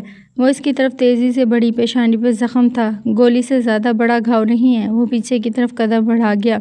زرمش یکدم رک گئی تھی، آنکھیں شکوہ کے نہ ہوئی تھی۔ دل پہ بھی گولی ماری تھی تب، واقعی میں بڑا گھاؤ نہیں تھا۔ زرمش تلخی سے مسکرائی۔ تب نہیں تھا، اب ہے، بے حد گہرا ہے۔ وہ ہنسا تھا، تلخی بھری ہنسی۔ سیدھی طرح کہو، تب مجھے نہیں پایا تھا، جب پا لیا تو میں تمہارے لیے عام ہو گئی۔ وہ اسے سرد و سپاٹ نگاہوں سے دیکھتا رہا۔ ایسا ہی ہے، خاص تم نے خود کو رہنے نہیں دیا۔ وہ بولا تو کئی نشتر روح میں اتر گئے تھے۔ کیوں آئے ہو؟ کتنی دیر بعد حلق سے ادا ہوئے الفاظ، لب کاٹ کر کتنے ہی آنسو اپنے اندر اتارے تھے۔ جو تم چاہتی ہو وہ تمہیں ابھی نہیں دے سکتا، مگر میرا بچہ جیسے ہی اس دنیا میں آئے گا، وعدہ ہے جیسا تم چاہو گی، جو چاہو گی وہی ہوگا۔ وہ خاموش سی کھڑے اس کے لب ہلتے دیکھ رہی تھی۔ اس کی سبز آنکھوں میں غصہ، عداوت، کدورت وہ دیکھ سکتی تھی۔ اس کے تنے ہوئے نقوش میں خود کے لیے نفرت ڈھونڈ رہی تھی۔ اس کی رضا، اس کی منشا کیا تھی وہ بھول چکی تھی۔ وہ کیا چاہتی ہے؟ وہ اپنے دل کے احساسات کو روندے ہوئے تھی۔ جو خسارے آج تک ملے ان میں سب سے بڑا خسارہ یہی تھا کہ وہ اب سبز آنکھوں میں عدم تھی۔ اس کا وجود گم ہو چکا تھا۔ حکیم خان کے بعد جانے کے بعد اس کی خوشیاں اجڑ گئی۔ اب سامنے کھڑا مرد اسے چھوڑ رہا تھا، وہ واقعی میں اجڑ گئی تھی۔ اب کب چھوڑ رہے ہو مجھے؟ وہ جبڑے پیچھے اسے دیکھنے لگا۔ اسے چھوڑنے کی بات کی ہی نہ تھی، وہ ہمیشہ کی طرح چھوڑ جانے کی بات کر رہی تھی۔ سامنے کھڑی عورت خود کے ساتھ ہوئی ہر زیادتی کا حساب اس سے لیتی تھی۔ جب تم چاہو، وہ اس کی آنکھوں میں دیکھتے ہوئے کہنے لگا۔ ابھی پرسوز ہچکی لی۔ دونوں کے درمیان خاموشی آ کر ٹھہر گئی۔ پلکوں کی باڑ پر آنسو ٹکے رہ گئے۔ بچہ دے دو میرا، آزادی مل جائے گی۔ آریان کی بات پہ پلکوں پہ ٹکے آنسو گال پر لڑھک آئے تھے۔ جب تک بچہ نہیں ہو جاتا میرے ساتھ ہی رہو گی۔ کیوں؟ زرمش نے گال پہ بہتے آنسو بے دردی سے صاف کیے۔ مجھے تم پر اعتبار نہیں، کیا پتہ اس کے قاتل باپ کی سزا اس کے بچے کو دے دو۔ نشتر بھرے جملے تھے جس سے وہ گزرتا آیا تھا، صدیوں سے جسے گزر رہا تھا۔ زرمش نے چادر اچھی طرح اوڑھی اور اس کے قریب آئی، اتنے قریب کہ دونوں ایک دوسرے کی دھڑکن سن سکتے تھے۔ آریان خانزادہ اسی لمحے سر جھکا گیا تھا۔ وہ اس پہ نگاہیں گاڑی رہی۔ تمہیں تمہارا بچہ دے دوں گی، مگر اس کے بعد مجھ سے کوئی رابطہ مت رکھنا۔ اس نے جھکے سر کے ساتھ ہی سر اسبات میں ہلایا۔ اس کے سر تسلیم خم کرنے پر زرمش کی آنکھوں میں شعلے دہکے۔ زبانی کلامی نہیں، کاغذی سائن کرواؤں گی، جیسے تم چاہو۔ سر جھکا رہا۔ 3 بار بولو گے مجھے آزاد کیا، جو تم چاہو۔ اب بھی سر نہ اٹھانا۔ میں تمہارے بچے کو دودھ بھی نہیں پلاؤں گی جو تمہاری منسا شرم مزید جھکاتا۔ میں تمہارے سامنے کبھی نہیں آؤں گی جو تمہاری رضا۔ اس نے سر اٹھا لیا تھا، شرمیشی سی لمحے رخ پھیر گئی تھی۔ وہ سبز آنکھوں کی بے رخی نہیں سہ سکتی تھی۔ جو تمہیں چاہیے دے دوں گا سوائے اپنے بچے اور اس کے باپ کے، وہ کہتے باہر نکل گیا تھا۔ وہ کتنی دیر ساکت سامت سے کھڑی تھی، ہوش آیا تو شال سے رگڑ رگڑ کر آنکھیں صاف کی، مڑ کر ایک بار حویلی کو دیکھا۔ حیدر خان سے ہر تعلق توڑتی ہوئی نکل آئی تھی۔ باہر آئی تو وہ گاڑی میں بیٹھا تھا، ونڈ سکرین پر نظریں جمائے، اس کی طرف بھی نہیں دیکھا تھا۔ وہ پچھلی سیٹ کا دروازہ کھولتے بیٹھ گئی، دروازہ زور سے مارتے بند کیا۔ آریان نے گردن موڑتے اسے دیکھا تھا۔ جب تعلق ہی کوئی نہیں تھا تو میں کیوں کسی غیر کے ساتھ بیٹھوں؟ وہ کاٹ کھانے کے انداز میں داڑھی تھی۔ سبز آنکھوں کا مڑ کر دیکھنا گناہ ہو گیا تھا۔ وہ سیدھے ہوتے گاڑی سٹارٹ کر گیا۔ اس کی خاموشی پہ شرمیش کا دل دہاڑے مار مار کر رو دیا تھا۔ گاڑی تیزی سے پہاڑوں کے اطراف کی طرف بڑھنے لگی۔ گاڑی میں گمگیر خاموشی چھائی رہی۔ ان دونوں کے ہوتے بھی خاموشی رہی۔ یہ وقت بھی جیسے آنا تھا۔ شرمیش حکیم خان ایک بار پھر سے عام ہو گئی تھی۔ وہ اس وقت لائٹ پنک کلر کے ٹراؤزر اور لانگ شرٹ میں ملبوس تھی۔ آرگینزا کا دوپٹہ پنوں کے ذریعے شانوں پر اٹیچ تھا۔ فٹنگ میں قمیص تھی اور اس کے متناسب فگر کو اچھا خاصا نمایاں کر رہی تھی۔ اس کے بال کھلے ہوئے تھے، چہرے پہ ہلکا سا میک اپ تھا، جیسے اس نے فاؤنڈیشن لگا کر اپنے چہرے کے زخم چھپائے تھے۔ اس کے لبوں پر گلابی لپسٹک تھی۔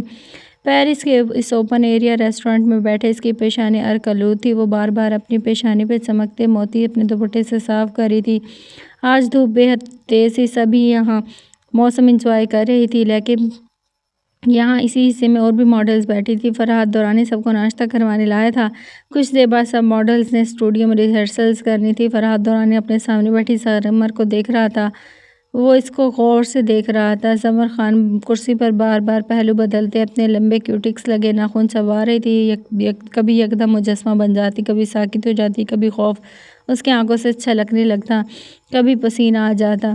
وہ گہری سوچ میں، خوف و ہراس میں ڈوبی ہوئی تھی۔ فرحات دورانی بڑھے ہوئے اس کے ہاتھ نہیں دیکھے تھے۔ فرحات دورانی نے اس کے آگے ٹشو بڑھایا تھا، لیکن فرحات دورانی آگے ہوتے خود ہی اس کی پیشانی پہ چمکتا پسینہ بے حد نرمی سے چننے لگا تھا۔ وہ ہڑبڑاتی ہوئی ہوش میں آئی تھی۔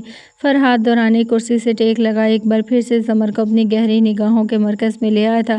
اس سے کچھ پوچھا نہیں تھا۔ سامنے بیٹھی لڑکی ڈرنے والوں میں سے نہیں تھی، مگر آج جانے کیوں ڈر رہی تھی؟ باس نظر نہیں آ رہا؟ سمر نے دائیں بائیں دیکھتے ہوئے کہا تھا۔ فرحات دورانی نے پانی کی بوتل سمر کی طرف بڑھائی، شاید اسے پانی کی اب ضرورت تھی۔ وہ گھونٹ گھونٹ پیتی، بار بار پسینہ صاف کر رہی تھی پیشانی سے۔ وہ مجھے پسند نہیں کرتا، پتہ نہیں کیوں مجھے اس سے خوف آتا ہے۔ وہ دل کی بات زبان پہ لے آئی کہ مجھے اپنے باس سے بہت ڈر لگتا ہے۔ فرحات دورانی ہنسا تھا۔ سمر نے اسے گور کر دیکھا، وہ ہنسی دباتے سیدھا ہوا تھا۔ ابھی سمجھ نہیں آ رہی تم اس سے کیوں ڈر رہی ہو، لیکن وہ ایسا کچھ نہیں کرے گا جس سے تمہارا کچھ نہیں بگاڑ سکتا۔ ایسا کچھ کرے گا تو اسے کروڑوں روپے کا نقصان ہوگا۔ ایک بھی ماڈل ریمپ پر واک نہیں کر سکے گی، تم نہیں تو کوئی نہیں۔ وہ مسکراتے ہوئے آنکھیں جھپکا گیا۔ سمر خان کو جیسے تسلی ہوئی تھی۔ مجھے لگتا ہے یہ ٹشو سے بڑھ کر کام کرتا ہے۔ مسکراتے ہوئے اس نے گویا ہوا سمر نے ناسمجھی سے دیکھا۔ وہ ٹشو باکس سے ٹشو نکالتے منہ میں ڈال گیا۔ سمر منہ کھولے اسے ٹشو کھاتے ہوئے دیکھ رہی تھی۔ یہ کھانے کے لیے ہیں شاید، وہ ٹشو چباتے ہوئے کہہ رہا تھا، لیکن سمر خان اسے مزید ٹشو نکالتے کھاتے ہوئے دیکھتے ہنسنے لگی تھی۔ وہ بھی ہنستے ہنستے ٹشو واپس رکھ گیا تھا۔ بہت ہی برا ذائقہ تھا۔ وہ اب واقعی کرسی سے ٹیک لگائے دونوں ہاتھ چہرے پہ رکھتی ہی زور زور سے ہنس رہی تھی۔ وہ اب باس کے ہر خوف سے آزاد کر گیا تھا اسے۔ اسٹوڈیو کے آفس میں بیٹھا التمش اپنے موبائل میں بھیجی تصویروں کو دیکھ رہا تھا۔ فرحات دورانی حناوِ سبتگین کی پیشانی پہ اس کا دوپٹہ رکھے ہوئے تھا۔ حناوِ سبتگین کا سائیڈ پوز نظر آ رہا تھا۔ دوسری تصویر میں وہ فرحات دورانی کا ہاتھ پکڑے ہوئے تھی، سر جھکائے ہنس رہی تھی۔ تیسری تصویر پہ فرحات دورانی ٹشو منہ میں رکھے چبا رہا تھا، ایک فلمی منظر، ایک مکمل منظر جس سے نگاہ نہ ہٹائی جا سکے۔ چوتھی تصویر میں حناوی کے دوپٹے کا پلو اپنی چہرے پہ ڈالے کرسی سے اپنی گردن پیچھے پھینکے ہوئے تھا۔ حناوی منہ پر ہاتھ رکھے اپنا دوپٹہ کھینچ رہی تھی جو وہ چھوڑنے کو تیار نہیں تھا۔ اسے اور بھی بہت ساری تصویریں سینڈ کی گئی تھی، مگر وہ بنا دیکھے ہی موبائل آف کر گیا تھا۔ چیپ، گھٹیا۔ وہ فرحات دورانی اور حناوی سبتگین کے لیے بس اس سے بڑھ کر کوئی لفظ استعمال نہیں کر سکتا تھا۔ عورت کا چکر ہے، عورت کا۔ وہ مسکراتے ہوئے اپنی کرسی پر جھولنے لگا تھا۔ اس کرسی کو زوردار چکر دیتے وہ گھوم رہا تھا۔ بوٹ کی نوک زمین پہ رکھتے ایک دم کرسی روکی، وہ میز پہ ہاتھ رکھ گیا۔ حناوی سبتگین، آہ کیا خوشبو تھی! وہ سرور کی انتہا پہ تھا۔ یکدم دروازہ نوک ہوا تھا۔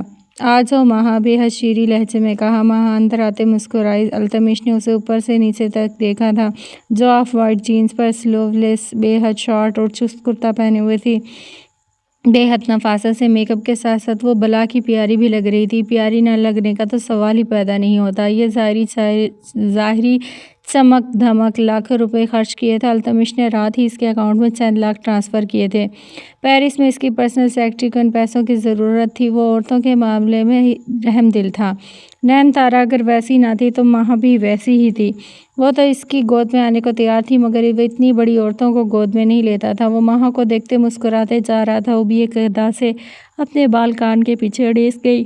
میرا کام ہو جانا چاہیے ماہا۔ ہو جائے گا باس۔ تو پھر یہاں کیا کر رہی ہو؟ ہوا کیوں نہیں؟ التمش نے آنکھیں کھول دی۔ اس کی آنکھوں کی سرخی پر وہ یک دم گڑبڑائی تھی۔ باس کچھ پوچھنا تھا وہ۔ جو ڈیٹیل تمہیں رات کو میرے آدمی نے بھیجی لگتا ہے وہ کافی ہے۔ میں نہ باتوں کو طول دیتا ہوں نہ معاملات کو۔ ایک دم سیدھا ہوا تھا۔ لیکن باس، یہ کلر تم پہ زہر لگ رہا ہے۔ شوخ رنگ پہنا کرو۔ ماہا نے خفت سے اپنے کپڑوں کو دیکھا۔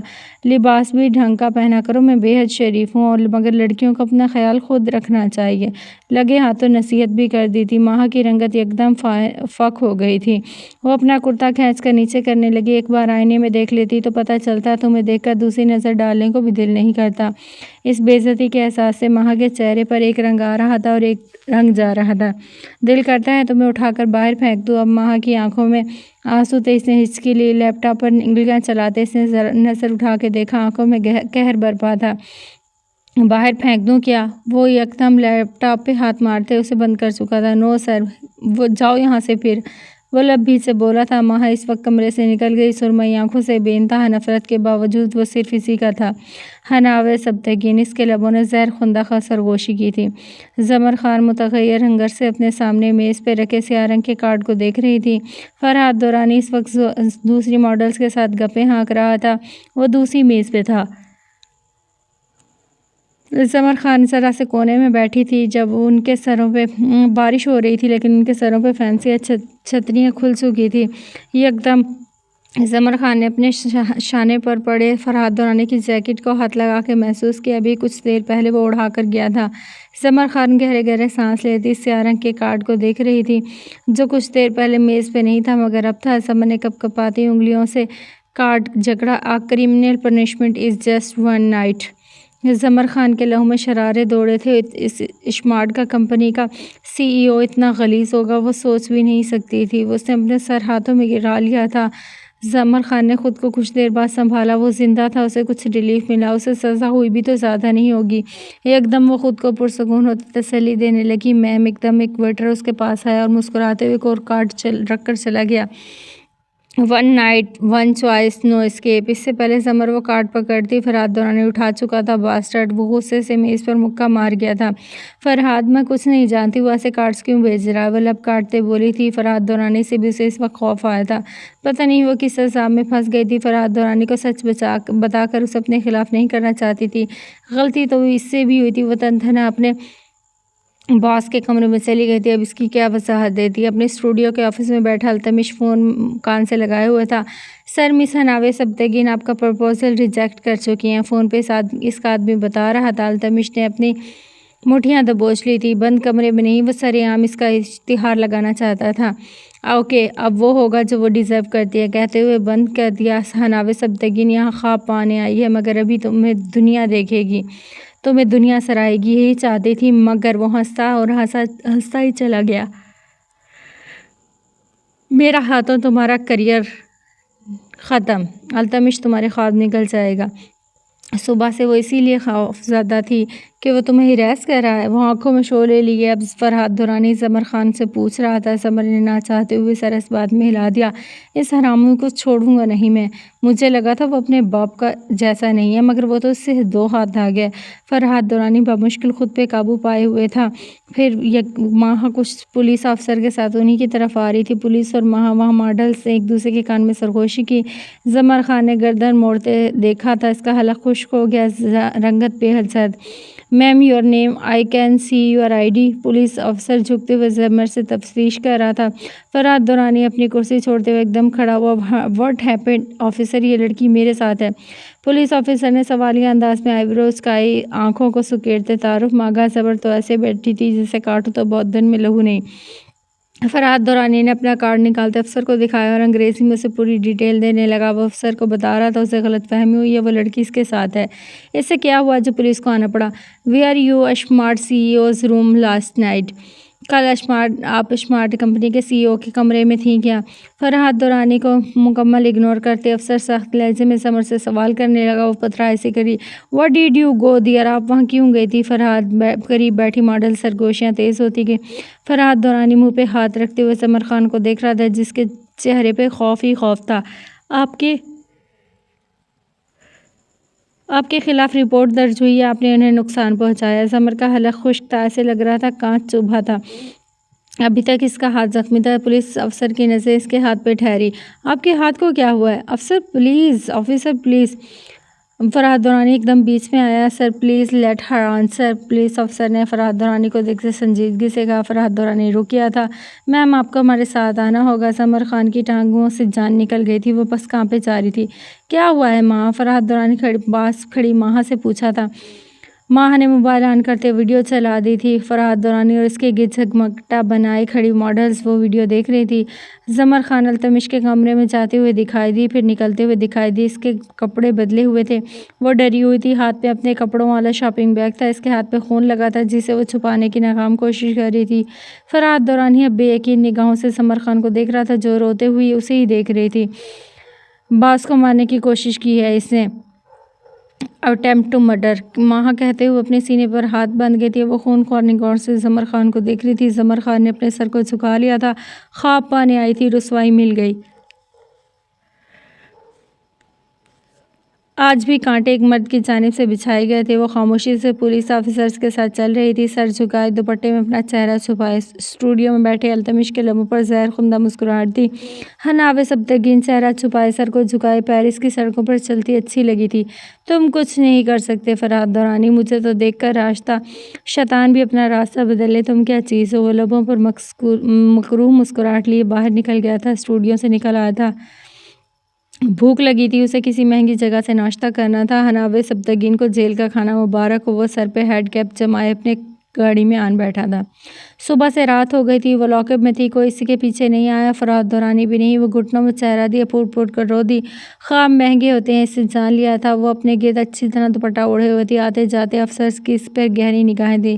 یہ سب اگر التمش دیکھ لیتا، حناوِ سبتگین کی اصلیت جان لیتا تو خود کو آگ لگا دیتا، یا پھر خود کی جان تو کم از کم لے ہی لیتا۔ زمر سے حناوِ سبتگین کا سفر طے کرتے ہوئے زخمی ضرور ہوئی تھی مگر شکست خوردہ نہیں۔ وہ خواب پائے گی، اسے یقین تھا، اسے خود پہ یقین تھا، اسے فرحات دورانی پر بھی یقین تھا۔ فرحات دورانی التمش کے سامنے بیٹھا تھا، درمیان میں آفس کی میز تھی۔ فرحات دورانی پاپ کارن منہ میں ڈالے مزے سے چبا رہا تھا۔ التمش کے چہرے پہ ناگواری سی در آئی تھی کیونکہ وہ آواز کے ساتھ چپچپا رہا تھا۔ پچھلے 10 منٹوں سے یہی چل رہا تھا، دونوں ایک دوسرے کی آنکھوں میں آنکھیں ڈالے ہوئے تھے، البتہ فرحات دورانی پرسکون تھا۔ یہ سوٹ تم پر سوٹ نہیں کر رہا۔ فرحات دورانی کی بات پر التمش کے لبوں پر مسکراہٹ دوڑی۔ مجھے لگا اپنی معشوقہ کے جیل جانے پر تم میرے سامنے رونے آئے ہو، مگر تم تو مجھ سے بھی زیادہ دلچسپ ہو، کیا ہے نا؟ التمش نے میز پہ ہاتھ جماتے آگے سے ذرا آگے ہوا۔ مجھے عورتوں میں دلچسپی ہے، مردوں کو میں منہ نہیں لگاتا چاہے وہ کتنے خوبصورت ہوں۔ وہ گہرا مسکرایا تھا۔ کہو تو تمہیں اشیر ملک کے پاس بھیج دوں؟ اس سوٹ میں تم پھنسے ہو، ایسے لگتا ہے کسی بکرے کو سوٹ پہنا دیا ہو۔ فرحات دورانی ایک اور بار مزے سے پاپ کارن منہ میں ڈالا۔ التمش نے اسے کٹیلی نگاہوں سے دیکھا تھا۔ وہ 10 لاکھ کا سوٹ پہنے ہوئے تھا، وہ سوٹ اس شخصیت کو 4 چاند لگائے ہوئے تھا۔ فرحات دورانی کا دماغ چل گیا، اسے یہی لگا تھا، تم جس کرسی پہ بیٹھے ہو مجھے لگتا ہے وہ تمہارا بوجھ برداشت نہیں کر پا رہی، حرام کھا کر تم نے اپنا وزن بڑھا لیا ہے۔ فرحات دورانی نے التمش کی شاندار باڈی کو دیکھتے ہوئے کہا، وزن نہیں بڑھایا، صحت بنائی ہے۔ میری شاندار باڈی سے جل رہے ہو نا تم؟ التمش نے سکون سے کہا۔ فرحات دورانی نے کولڈ ڈرنک اٹھاتے لبوں سے لگائی، آہ ٹھنڈی ٹھار کولڈ ڈرنک۔ ویسے باڈی تو تمہاری بھی شاندار ہے، کیا خیال ہے بندوبست کروں آج رات کسی کا؟ اوہ میں اویلیبل نہیں ہوں۔ التمش نے کرسی سے ٹیک لگاتے فرحات دورانی کو آنکھ ماری۔ فرحات دورانی نے میز سے ریموٹ اٹھاتے سامنے LED آن کر دی۔ التمش کرنٹ کھا کر سیدھا ہوا تھا، پلٹ کر LED کی جانب نگاہ ڈالی۔ یہ کراچی کا منظر تھا۔ اس کی فیکٹری کے باہر مزدور دھرنا کیے ہوئے تھے، آگ جلائے ہوئے مشتعل سے۔ وہ فیکٹری کے نئے مالک کو گالیاں دے رہے تھے۔ التمش مرد آباد کے نعرے لگا رہے تھے۔ شیطان نے مڑتے ہوئے شیطان کو دیکھا۔ کرسی پہ بیٹھا 2 نمبر شیطان آنکھیں چپکتے مسکرایا تھا۔ فرحات دورانی نے میز پہ ٹانگیں رکھ دی، کینچی کی صورت میں ٹانگیں باندھے۔ اس کے سفید جوگرز ہل رہے تھے۔ اچھی طرح دیکھو، جب شاک سے باہر آ گئے تو مجھے جگا دینا۔ وہ التمش کی ہیڈ کیپ منہ پہ رکھ گیا۔ فرحات دورانی کا چہرہ چھپ گیا۔ التمش لب بیچے LED کی طرف دیکھ رہا تھا۔ نہیں چاہیے التمش ملک، نہیں چاہیے۔ اشیر ملک کو واپس لاؤ۔ کئی لوگوں نے تو لاپتہ اشیر ملک کے بورڈ اٹھائے ہوئے تھے۔ فرحات دورانی نے ایک دم چہرے سے کیا پٹائی، ایک نگاہ التمش کو دیکھا تھا۔ تمہیں بتانا نہیں چاہتا؟ کوئی بات نہیں فرحات دورانی، یہ سب تو کچھ تم نے کیا ہے۔ بتانا تو نہیں چاہیے، لیکن چلو تم جاننا چاہ رہے ہو تو بتا ہی دیتا ہوں۔ کیسے کیا؟ التمش نے پوری قوت سے پھر سے میز پہ مکہ مارا۔ وہ کیا ہے نا اصل سوال؟ اب کیا ہے نا اصل سوال؟ زوردار اس نے فرحات دورانی نے انگڑائی لی۔ یہ جو لوگ ہوتے ہیں ان کو خواب دکھا دو بس، کبھی حکمران دکھاتے ہیں، کبھی مجھ جیسے عام بندے کے چھوڑے ہوئے کارندے۔ وہ اپنی طرف انگلیاں کرتے اشارہ کیا۔ تمہیں لگتا ہے تم فیکٹری کے مالک ہو؟ وہ کرسی سے ٹیک لگا گیا۔ اصل میں تم صرف ایک نام ہو، اشیر کا بیٹا جسے کوئی قبول کرنے کو تیار نہیں۔ وہ مسکرایا۔ تمہاری فیکٹری میں مزدوروں کا لیڈر میرا بندہ ہے۔ جو خواب اشیر ملک نے دکھائے وہ اس کا بیٹا توڑ رہا ہے۔ بس یہی مزدوروں سے کہا ہے۔ تبدیلی ہضم کرنا مشکل ہے اور تم ابھی تک صرف تبدیلی ہو جس نے آتے ساتھ سب کو مشکل میں ڈال دیا۔ التمش کی رگیں پھولنے لگی، آنکھوں میں قہر برپا ہوا۔ میں سب کی ڈیمانڈ پوری کر دوں گا۔ التمش کی آنکھوں میں آنکھیں ڈالے فرحات دورانی سے کہا تھا۔ التمش نے آنکھوں میں آنکھیں ڈالتے کہا، ڈیل بہت آسان ہے التمش، میں تمہارا کچھ نہیں جائے گا۔ اگر اس معاملے کو تول دو گے تو تمہارے ہاتھ سے بہت کچھ جائے گا۔ تم مجھے دھمکیاں دے رہے ہو؟ التمش نے سلگتے ہوئے غرا کر کہا۔ جب میں یہاں آیا تھا صرف 15 سال کا تھا، میری مجبوریوں کا سودا کیا، مجھے فرعون ملے، زمینی شیطان ملے۔ اب شیطانوں کے ساتھ رہتے رہتے مجھ میں بھی شیطانیت آ گیا۔ جہاں کچھ ضرورت ہو میں اسے استعمال کر لیتا ہوں۔ میرے پاس بھی طاقت آ گئی ہے، ایک چنگاری ہے چنگاری، اور اسے لگانے میں دیر نہیں کرتا۔ اگر چنگاری لگا دی تو نہ تمہارے پاس کرسی رہے گی اور نہ تمہارے بدن پر یہ قیمتی سوٹ۔ بکواس نہیں کرو، چھوڑوں گا نہیں اس حناوِ سبتگین کو۔ تمہاری معشوقہ یہاں جیل میں ہی سڑے گی۔ وہ پوری قوت سے چلایا تھا۔ فرحات دورانی کچھ پل اسے دیکھتا رہا، پھر اپنے موبائل نکالے، ایک نمبر ڈال کیا۔ کل صبح اشیر ملک سب کے سامنے آ جانا چاہیے۔ کسٹم ریٹ ڈالو، اشیر ملک کے بنگلے پر اشیر ملک مل جائے گا۔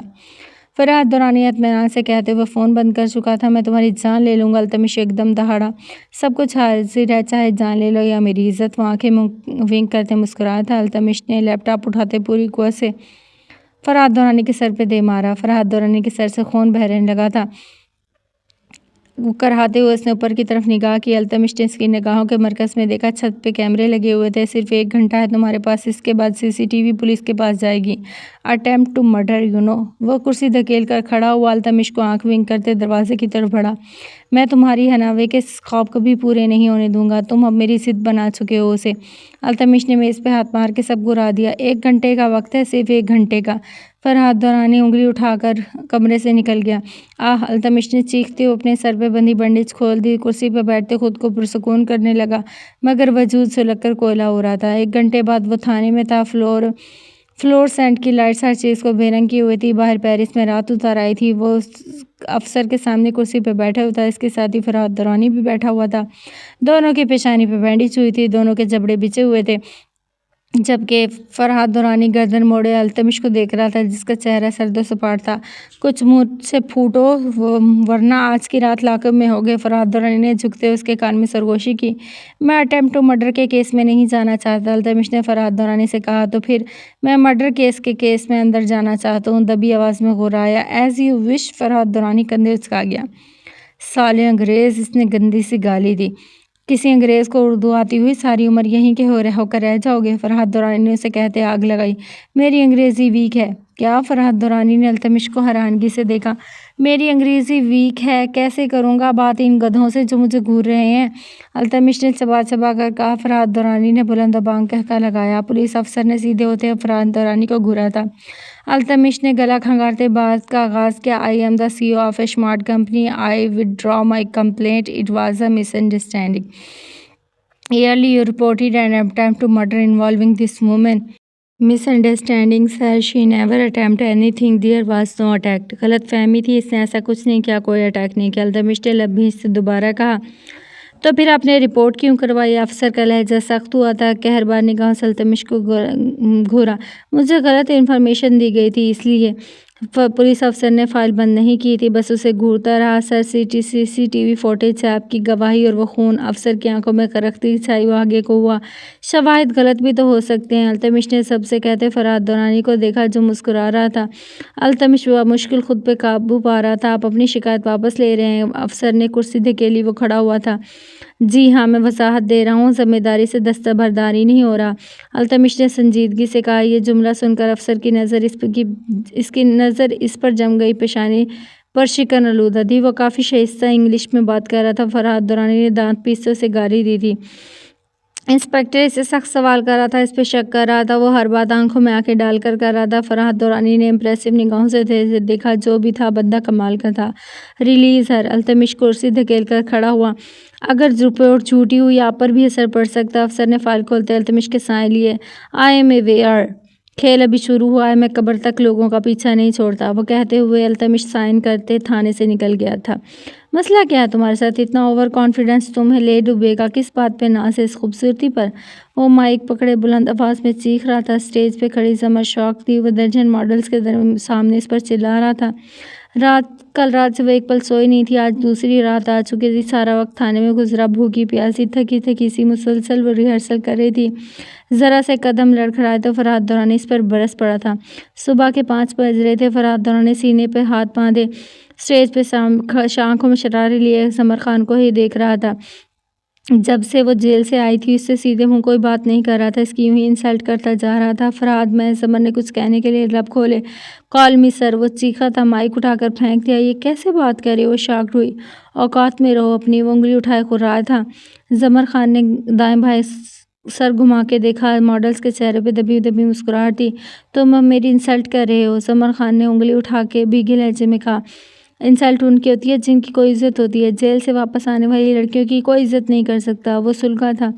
ज़मर उसे बेयकीनी से देखती रही। फरहाद, जस्ट कॉल मी सर, ओनली सर, वो गुर्राता हुआ लबो लहजे से बोला था। माइक एक बार फिर से पकड़ा। स्टूडियो के ऑफिस में गैज़ो गज़ब से चकराते अल्तमिश ये सब सुनता गहरा मुस्कुराया था। हनावे सब्तगीन, ओनली हनावे सब्तगीन। वो मुठ्ठियाँ दबोच गया। आज यहाँ अपनी इज्जत करवा लो, कल रैंप वॉक पर तुम्हारी इज्जत पूरी उतरते पूरी दुनिया देखेगी। कुर्सी घूमता हुआ अब अल्तमिश भी हंस रहा था। मैं ऐसे काम नहीं करूँगी, समर ने भीगे लहजे में कहा। वो माइक एक बार फिर से फेंक गया। पास पड़ी कुर्सी को जोरदार लात मारी। मॉडल सहम गई थी। समर खान ने भी बेख्तियार कदम पीछे बढ़ाए। वो जंप करते स्टेज पर चढ़ आया। वो और समर अब आमने सामने खड़े थे। चलें जी, ये थी एपिसोड। अब देखते हैं आगे क्या होता है और हमारा अल्तमिश समर खान के लिए कौन सा गढ़ा खोदता है और और आगे क्या होता है। इंशाल्लाह जैसे जैसे नावल आगे बढ़ेगा आप लोगों को भी स्टोरी समझ आ जाएगी। तो ये थी एपिसोड। अगर अच्छी लगी हो, 2 एपिसोड्स का वॉइस ओवर है। अगर अच्छी लगी हो एपिसोड तो लाइक करें, कमेंट करें और हाँ, मेरे चैनल को सब्सक्राइब करना ना भूलें। इंशाल्लाह खुमारी लम्स नावल की भी एपिसोड आएंगी और एक और नावल है, शायद वो मुझे किसी ने कमेंट में बताया था, वो भी इंशाल्लाह वॉइस ओवर करूँगी। तो जल्दी से मेरे चैनल को सब्सक्राइब करें। अपना ख्याल रखें, अपने से ज़्यादा अपने घर वालों का ख्याल रखें। अल्लाह हाफिज़।